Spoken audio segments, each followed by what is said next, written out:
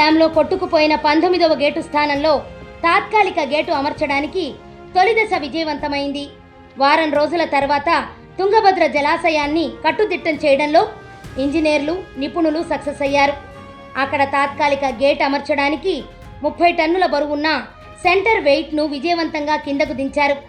అయితే ఈ సెంటర్ వెయిట్ను విజయవంతంగా కిందకి దించడానికి పడిన శ్రమ వర్ణనాతీతం. 1-2 దఫాల వైఫల్యాల అనంతరం ఎన్నో మెలకువలతో ఆనకట్ట పైభాగంలోని స్కైవాక్ విభాగాన్ని తాత్కాలికంగా పక్కకు తొలగించి ఆ వైపు నుంచే పని కానిచ్చారు.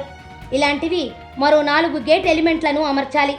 వాటిలో ఒకదాన్ని శనివారం రాత్రి సురక్షితంగా నీటికి అడ్డంగా పెట్టడం ద్వారా వరద వృధాను కట్టడి చేయొచ్చని భావిస్తున్నారు. ఆ దిశగా ఇంజనీరింగ్ నిపుణుడు కన్నయ్య నాయుడు తన బృందాన్ని ముందుకు నడుపుతున్నారు.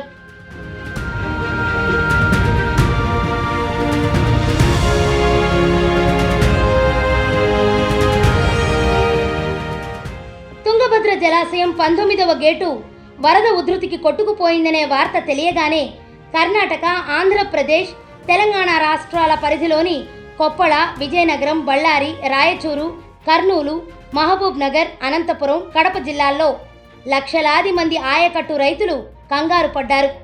60 టీఎంసీల నీటిని జలాశయం నుంచి ఖాళీ చేయాలని నిపుణులు చెప్పడంతో రైతులకు దిగ్భ్రాంతికర పరిస్థితి ఏర్పడింది. ఇలాంటి సమయంలో ఎంతో అనుభవజ్ఞుడైన ఇంజనీరింగ్ నిపుణుడు కన్నయ్య నాయుడు రంగంలోకి దిగారు. తన టీంతో కలిసి తాత్కాలిక గేటు ఏర్పాటుకు ప్రయత్నాలు మొదలుపెట్టారు.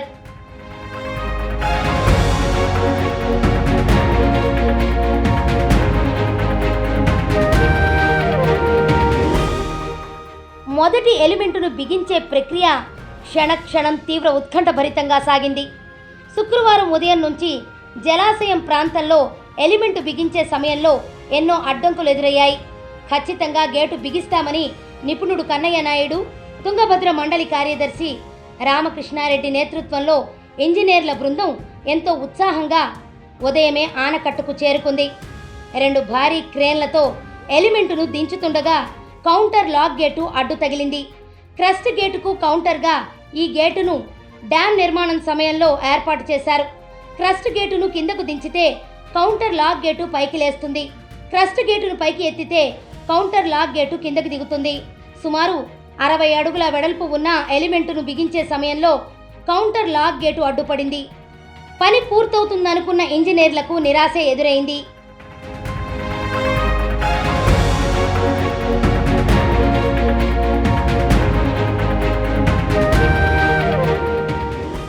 అతి కష్టం మీద మధ్యాహ్నం వరకు కృషి చేసి కౌంటర్ లాక్ గేటును తొలగించారు. మరోసారి ఎలిమెంటును దించే పనులు ఉండగా కౌంటర్ లాక్ గేటు పైన ఉన్న స్కైవాక్ అడ్డు తగిలింది. మధ్యాహ్నం నుంచి ప్రయత్నాలు చేసి సాయంత్రం 6:30 స్కైవాక్ను తొలగించారు. డ్యామ్ నిర్మాణ సమయంలో వీటిని పకడ్బందీగా ఏర్పాటు చేయడంతో తొలగించడం అంత సులభమైన పని కాలేదు. అయినప్పటికీ నిపుణుల మార్గదర్శనంలో కార్మికులు 2 అడ్డంకులను తొలగించారు. అప్పటి నుంచి ఎలిమెంటును బిగించే పనులు ప్రారంభించారు.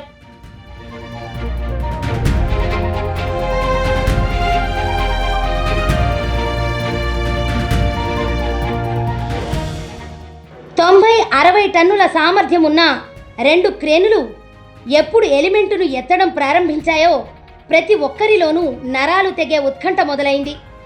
ఏమవుతుందోనన్న భయాందోళన.